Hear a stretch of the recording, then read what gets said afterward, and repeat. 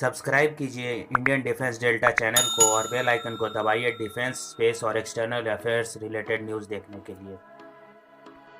Hello दोस्तों, मेरा नाम प्रणब भारद्वाज है और आज हम इस वीडियो में नए नए डिफेंस अपडेट की बात करेंगे। तो चलिए आज का वीडियो शुरू करते हैं। पहली अपडेट एमका के न्यू जेट इंजन की तरफ से है। फ्रांस के aerospace giant saffron aircraft engines ने भारतीय रक्षा मंत्री राजनाथ सिंह का स्वागत किया अपने जेनेविलियर्स फैसिलिटी में, जहां M88 इंजन्स के महत्वपूर्ण कंपोनेंट्स को बनाया जाता है जो कि राफेल फाइटर जेट में इस्तेमाल किया जाता है। इस दौरे के दौरान सैफरान ने भारत के साथ मिलकर बनाए जाने वाले कटिंग एज जेट इंजन के विकास पर अपनी प्रतिबद्धता को दोहराया, जो भारत के 5th जनरेशन फाइटर एयरक्राफ्ट एमका के लिए डिजाइन किया जाएगा। इसके अलावा इसके 6th जनरेशन फाइटर एयरक्राफ्ट के लिए भी तैयार किया जाएगा। सैफरान और GTRE ने भारतीय डिफेंस इंडस्ट्री पार्टनर्स के साथ मिलकर एक नए इंजन के विकास के बारे में चर्चाओं में शामिल होने का ऐलान किया है, जो कि एमका प्रोग्राम की आवश्यकताओं के अनुसार तैयार किया जाएगा। इस न्यू इंजन को M88 इंजन के तर्ज पे नहीं डेवलप किया जाएगा,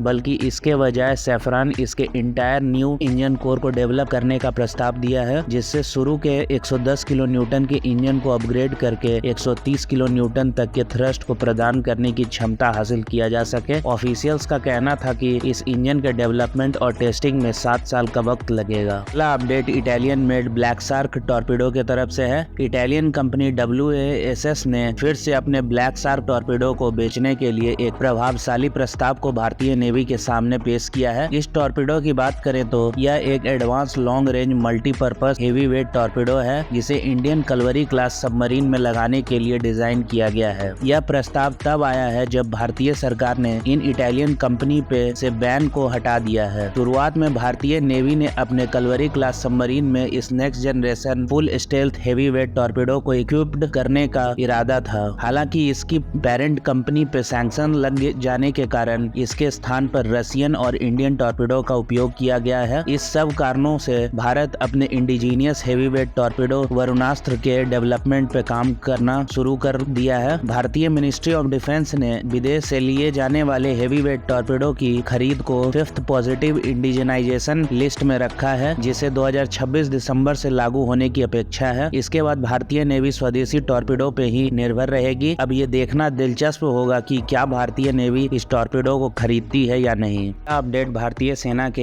LAMVs के तरफ से है। भारतीय डिफेंस एक्विजिशन काउंसिल ने लाइट आर्मर्ड मल्टीपर्पज व्हीकल की खरीदारी की मंजूरी दी है। भारतीय सेना ने कम से कम 800 LAMVs को प्राप्त करने की योजना बना रहा है, ताकि वह पाकिस्तान और चीन के साथ लगने वाले सीमाओं के क्षेत्रों में अपनी रिकॉन्सेंस और सर्विलांस कैपेबिलिटी को बढ़ा सके। मिनिस्ट्री ऑफ डिफेंस ने एक RFI को जारी किया है, ताकि सर्विसेज क्वालिटेटिव रिक्वायरमेंट को निर्धारित किया जा सके और इस परियोजना को करने की क्षमता वाले सभी भारतीय वेंडर्स की पहचान की जा सके। इसका उद्देश्य यह है कि इन LAMVs को कॉन्ट्रैक्ट देने की तिथि से 36 महीनों के भीतर डिलीवर किया जाए। इस RFI के अनुसार इन LAMVs को इस तरह से डिजाइन किया जाए कि यह फ्यूचर में आसानी से अपग्रेड किया जा सके। इन व्हीकल्स का मिनिमम सेल्फ लाइफ 10 साल का होना चाहिए या 1 लाख किलोमीटर की यात्रा करने की क्षमता होनी चाहिए। इस व्हीकल में ड्राइवर सहित 4 लोगों की सीटिंग कैपेसिटी होनी चाहिए। यह व्हीकल कम से कम 1.25 टन्स का लोड उठाने की क्षमता होनी चाहिए और इसका क्रूजिंग रेंज कम से कम 400 किलोमीटर रोड पे और 200 किलोमीटर क्रॉस कंट्री रेंज में होना चाहिए। यह खरीदी निर्णय भारतीय सीमा सुरक्षा को मजबूत करने और घरेलू रक्षा मैन्युफैक्चरिंग कैपेबिलिटी को बढ़ावा देने की ओर एक महत्वपूर्ण कदम है। अगला अपडेट BSNL के तरफ से है। भारतीय सेना और भारत संचार निगम लिमिटेड के साथ मिलकर दुनिया के सबसे ऊंचे बैटलफील्ड सियाचिन ग्लेशियर पे BSNL base transceiver station को लगाया गया है। इससे भारतीय सैनिकों को मोबाइल कम्युनिकेशन में बढ़ावा मिलेगा।